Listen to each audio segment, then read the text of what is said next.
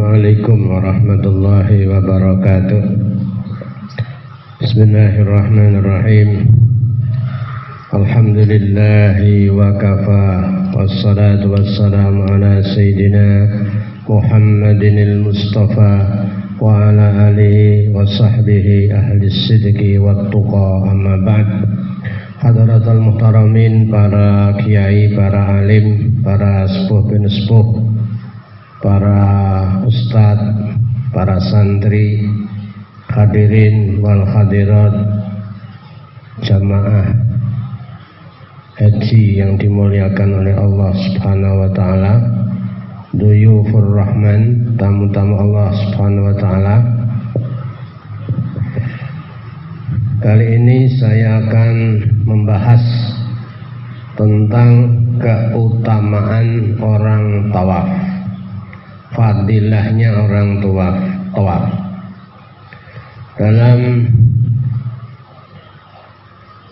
kitab Ihya Ulumuddin, Imam Al-Ghazali rahimahullah menukil sebuah hadis dari Ibnu Abbas radhiyallahu anhuma, anin Nabi sallallahu alaihi wasallam annahu qala, Rasulullah sallallahu alaihi wasallam dawuh, yanzilu ala hadzal baiti fi kulli yaumin mi'atun wa ishruna rahmatan. Setiap hari di Baitullah, di Ka'bah ini akan turun 120 rahmat dan kasih sayang Allah. Situna lit-ta'ifin, 60 kasih sayang akan dikasihkan, dilobelkan kepada orang-orang yang tawaf. Wa arba'una lil musallin, 40 kasih sayang, 40 rahmat akan dicurahkan kepada orang-orang yang salat, yang berada di Baitullahil Haram. Wa ishruna lin nazirin, sedangkan 20 rahmat, 20 kasih sayang diperuntukkan orang-orang yang bisa melihat Ka'bah. Akhrajahul Baihaqi fi Syu'ab. Imam Baihaqi meriwayatkan hadis ini di dalam kitab Syu'abul Iman. Poin yang terakhir, wa ishruna lin nazirin, 20 rahmat dan kasih sayang diperuntukkan oleh orang-orang yang melihat Ka'bah. Sungguh melihat Ka'bah sebuah pengalaman spiritual yang sangat tinggi. Seolah-olah dengan melihat Ka'bah ini kita sudah berjumpa dengan Allah Subhanahu wa ta'ala.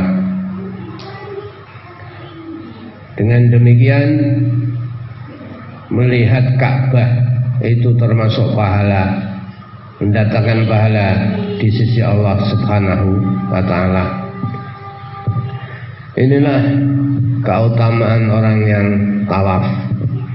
Hadirin rahimakumullah, setelah kita tawaf, selesai kita tawaf, kita disunatkan untuk salat, namanya salat rakaatayit tawaf, yang pahalanya sudah disebutkan tadi dalam hadis tadi.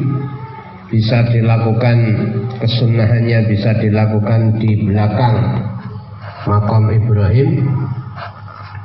Kalau itu kredit, ya di semua tempat selama ada di Masjidil Haram. Kalau tidak pun juga masih bisa dilakukan di hotel atau di pondokan tempat menginapnya para jamaah haji.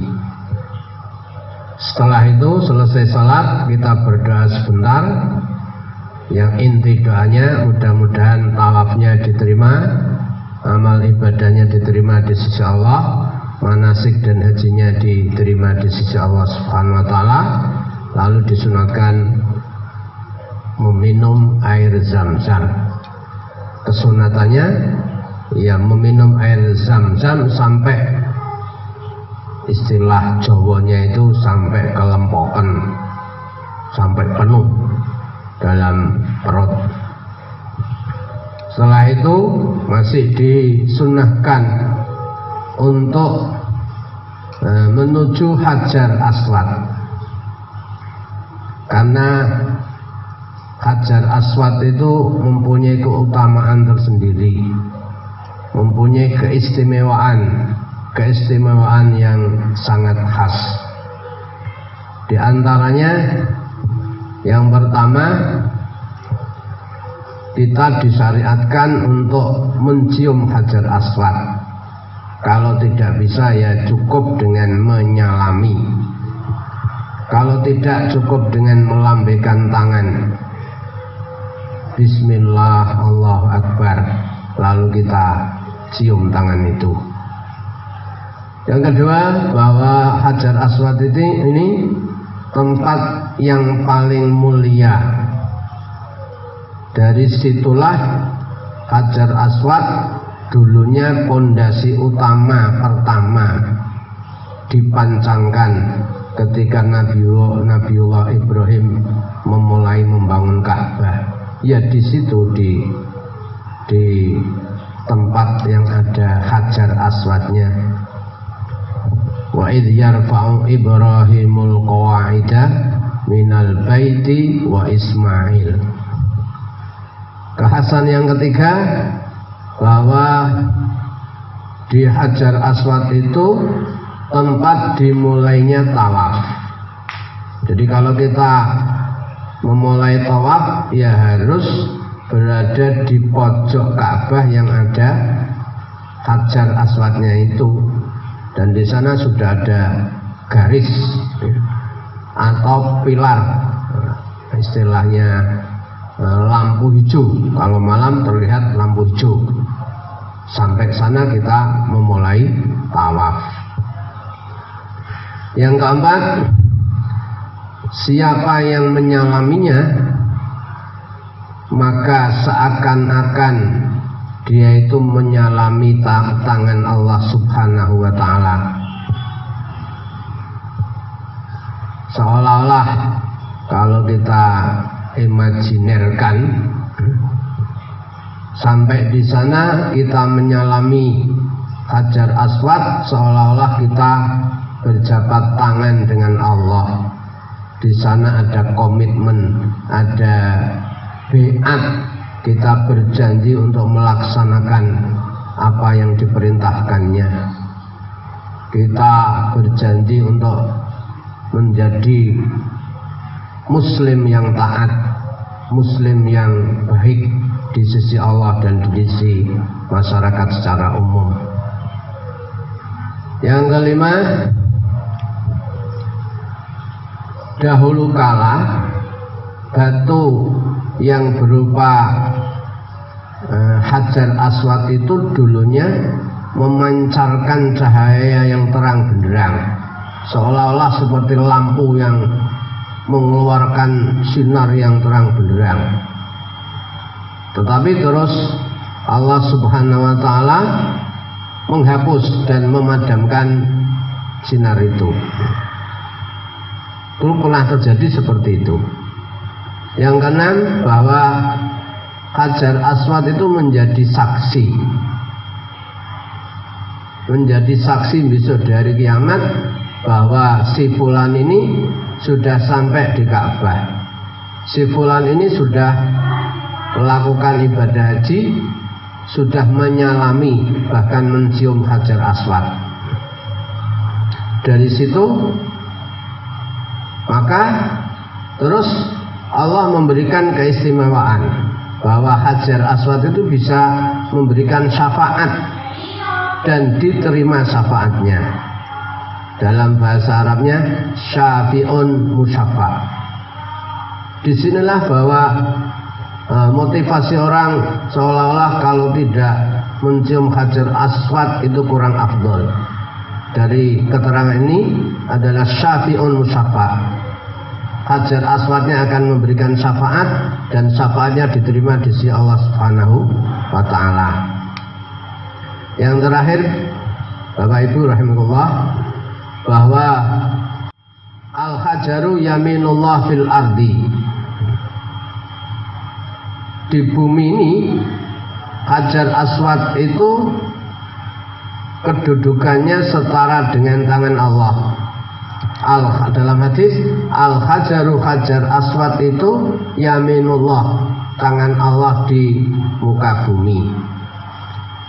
Hadirin rahimakumullah, sehingga ada catatan karena dari keterangan ini penjelasannya begitu menarik, memotivasi untuk berbondong-bondong mengejar afdoliyahnya mencium hajar aswad. Maka kemarin sudah kita jelaskan, jangan sampai niat mulia itu ternodai oleh hal-hal yang tidak diridhoi oleh Allah Subhanahu wa taala dengan cara sikut sana sikut sini, injak sana injak sini, saling mendorong, saling menyakiti orang, bahkan di sana berdesak-desakan dengan para wanita, dan diusahakan wanita ini tidak usah mencium hajar aswad, bahkan tidak tercela lagi melakukan sogok, membayar orang yang bisa mendatangkan ke sana. Ini perbuatan-perbuatan yang mencederai kemuliaan ibadah kita, dan itu haram dalam agama. Demikian penjelasan singkat, mudah-mudahan bermanfaat. Hadanallahu wa iyyakum lima yuhibbu wa yarda. Wassalamualaikum warahmatullahi wabarakatuh.